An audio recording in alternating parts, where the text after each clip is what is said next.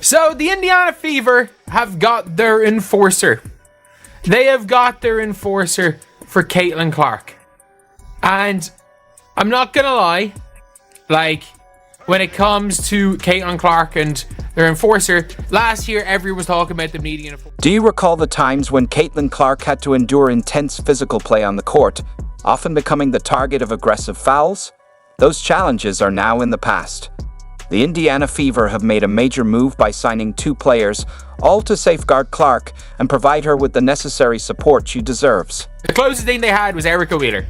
That was the closest thing they had for someone to defend Caitlin Clark, was Erica freaking Wheeler. Maybe Tammy, but Caitlin Clark was getting hit a lot. She was getting hit a lot early and they needed their Charles Oakley. Natasha Howard and Sophie Cunningham have arrived, and they're not here to befriend Caitlin Clark's opponents. These two bring a level of toughness that will leave a lasting impact, and Clark's critics are about to face some hard lessons. Brace yourself for the transformation they'll bring to the Fever, especially in their defense of Clark. Sometimes you need one of those players on your team. You need one of those enforcers. Every good player, by the way. Every good player, every good team that is a super duper star. Most of the time have enforcer type player. Picture this. Caitlin Clark, the basketball sensation we've all been eagerly anticipating, steps onto the WNBA court for her rookie season. The atmosphere is electric, expectations are through the roof, and everyone is ready to see her dazzle. But instead of a welcoming embrace, she's greeted with elbows, shoves, and some incredibly physical plays. What's going on here? That's all I see. They try so long to get respect for women's basketball, and then they treat it like a junior high school girl's locker room. Junior high school girl antics on the court. Let's take a closer look. Caitlin Clark dealt with more than just typical rookie struggles last season. She was singled out with hard fouls, cheap shots, and unwarranted physical plays. The numbers are staggering. 17% of all flagrant fouls in the league were committed against her. This wasn't just a case of bad luck. It was a clear attempt to take her down. What little girl wants to grow up and play in a league where you're targeted like that? How do you sit here and profess and demand that everyone take women's sports seriously when you can't even take it seriously enough to not act like a junior high queen on the court? It's stupid. That's so dumb. It looks like a soap opera. And who led the charge in this tough welcome? The Chicago Sky, accounting for 80% of the flagrant fouls committed against Clark.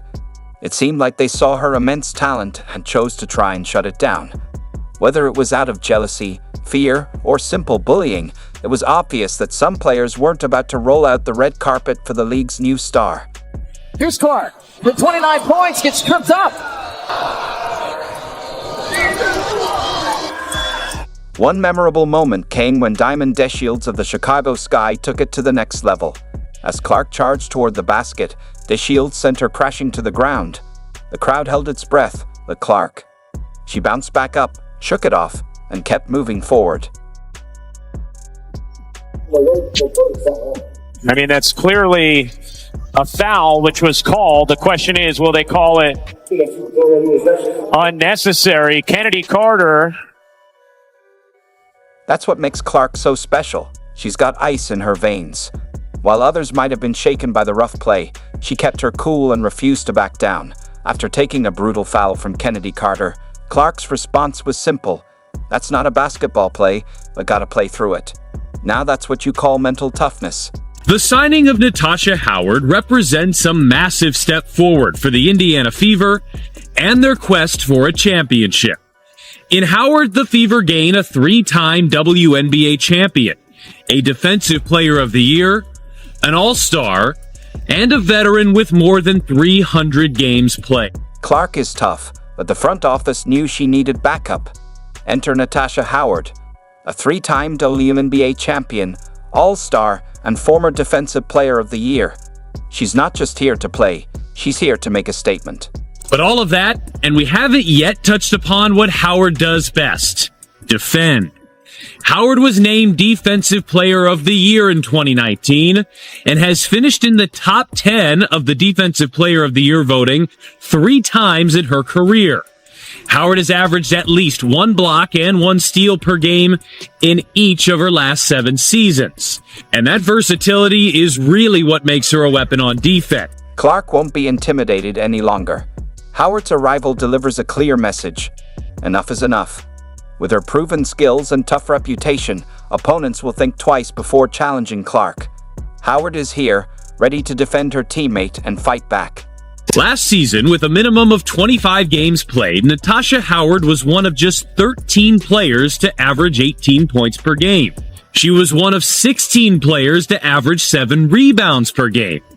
And the list of players to average both 18 and 7 last year, short and elite. Asia Wilson, Brianna Stewart, Nafisa Collier, Brittany Griner, and yes, Natasha Howard. But here's the kicker. Howard isn't just muscle. She's a dynamic threat. Last season, she averaged 17.6 points, 6.7 rebounds, and 2.9 assists, all star caliber numbers. Plus, she can hit threes, opening up space for Clark, Kelsey Mitchell, and Alia Boston to work in the paint. That wingspan and 6'2" height allows her to be disruptive defensively around the rim on opposing bigs too. In fact, Howard will enter the 2025 season 25th all-time in blocks in WNBA history. Howard's Defensive Player of the Year award is no accident. Her relentless defense will make opponents second-guess every move. With over 50 playoff games under her belt, she brings the leadership the Fever need to transition from underdogs to true contenders. Caitlin Clark was getting hit a lot. She was getting hit a lot early and they needed their Charles Oakley. You've got that in Sophie Cunningham. Howard is just as pumped. As she puts it, I'm excited to return to Indiana and bring my experience and toughness to the team. I want to help Caitlin and the Fever compete at the highest level. This isn't just talk. Howard is a champion, ready to make an impact. She knows what it's like to be the underdog, and now she's here to help Clark take over the game. There are so many videos of Sophie Cunningham just starting brawl. Just when you thought the Fever were done making moves, they surprise everyone with another big addition, Sophie Cunningham. She's here to stand up to the Bullies, stir things up, and ensure Caitlin Clark can focus on what she does best, taking over the game. Sophie Cunningham, in general, is just wild. Wild is the best word I can use to describe Sophie Cunningham. And it's carnage. It's carnage a lot of time when Sophie Cunningham gets involved with anything. The amount of fights that Sophie Cunningham has been involved in is mental. You're probably wondering, Sophie who? Well, she's a powerhouse. A sharpshooter with a tough edge, exactly what the Fever were missing. And here's the kicker.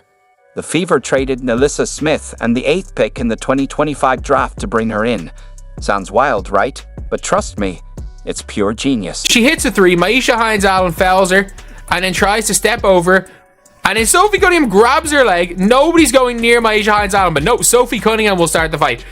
The refs are trying to break it up.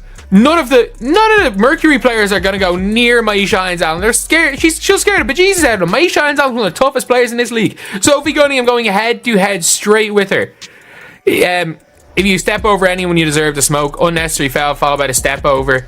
Like Sophie Cunningham, there are so many things where it's like part of it her fault, part of it not her fault, but she will not back down. She will not back down under any circumstances from anything. And that is what the Indiana Fever need. If somebody hits Caitlin Clark, if somebody does what Victoria Vivians did to Caitlin Clark, it's not going to be Caitlin Clark that's getting involved to be teed up. Sophie Cunningham's in there. You take the technical foul. You take it. Like Sophie Cunningham is guarding the screen here, and she just takes a hard hit. Nothing major. So she's down. And then after taking a hard hit, just gets back up and laughs. Gets back up and laughs. She takes the hard hit and goes down, obviously. Gets back up and just laughs. Like, that's a legitimate thing where you're like, okay, yeah. This is a person who is just, like, there is a toughness there with Sophie Cunningham. And, like, she's